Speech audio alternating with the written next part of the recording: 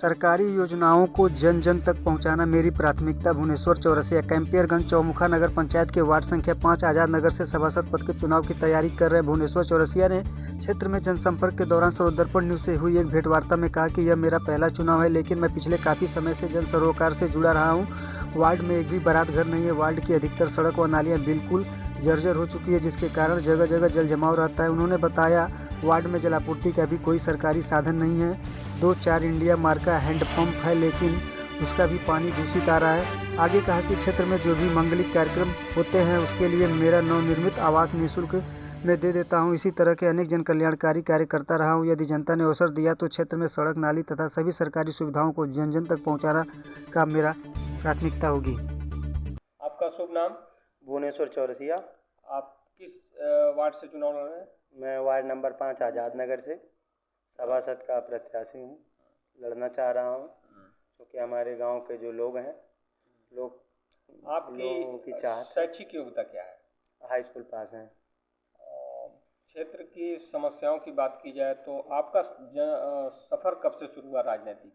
हमारा सफ़र जैसे जब हम छोटे थे तभी से योगी बाबा जब लड़ते थे तो उन्हीं के प्रचार प्रसार में ज़्यादा रहते थे, और जब भी मैं लड़ा हूँ तो भाजपा के प्रचार में ही रहा हूँ। मेरा सोच ये था। क्षेत्र की समस्याओं की बात की जाए तो कौन कौन सी प्रमुख समस्या है? हमारे वहाँ सबसे बड़ी मेन समस्या एक बारात घर की है। पहले वहाँ मेरे वहाँ थी, एक पंचायत भवन थी, तो पंचायत भवन को हटा करके वहाँ टाउन एरिया का ऑफिस बन गया। अब वो मेरे 2-3 गांव के बीच में बारात घर समाप्त हो गया। तो बारात जैसे कि बारिश होती है या फिर कोई भी दिक्कत होता है तो यहाँ बारात रुकने में या रहने में किसी के वहाँ बहुत दिक्कत है।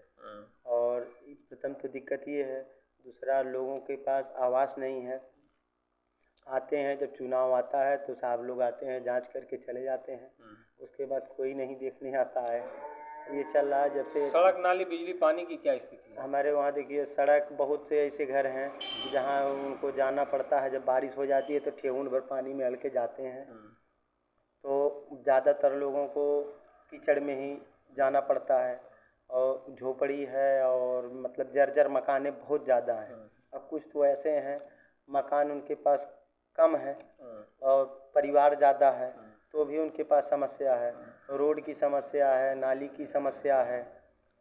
जल निकासी का क्या व्यवस्था है? जल निकासी का मेरा तो एक टोले पे थोड़ा छोटा गड्ढा है, ठीक है, इस पर तो नहीं है।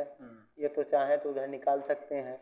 नाला की व्यवस्था नहीं? यहाँ हमारे टोले पर नाला एकदम हैया नहीं है। उस टोले पर है, थोड़ा सा है, और ना इस टोले पे है ना बगल में एक टोला वहाँ पर। यहाँ पर आवास योजना, वृद्धा विधवा पेंशन योजना, ये कितना लोगों तक पहुँच पाया है? अभी बहुत कम लोगों तक पहुँच पाया है। कुछ लोगों का कागज इकट्ठा करके रखा गया है, कुछ लोगों का भेजा गया है। बारीक पारा धीरे धीरे हम लोग प्रयास करते हैं। अगर जनता ने अवसर दिया तो आपकी प्राथमिकताएं क्या होंगी? जनता मौका देती है तो मैं प्रयास हर पल यही सोचूंगा कि ज़्यादा से ज़्यादा, अधिक से अधिक इतना मैं काम कर दूं, दोबारा जब भी जिस तरह से जनता मुझे चाह रही है उसी तरीके से इतना ज़्यादा काम सरकार से ला करके इतना ज़्यादा काम करवा दूं ताकि आने वाले दिनों में इन सब परेशानियों का सामना करना न पड़े।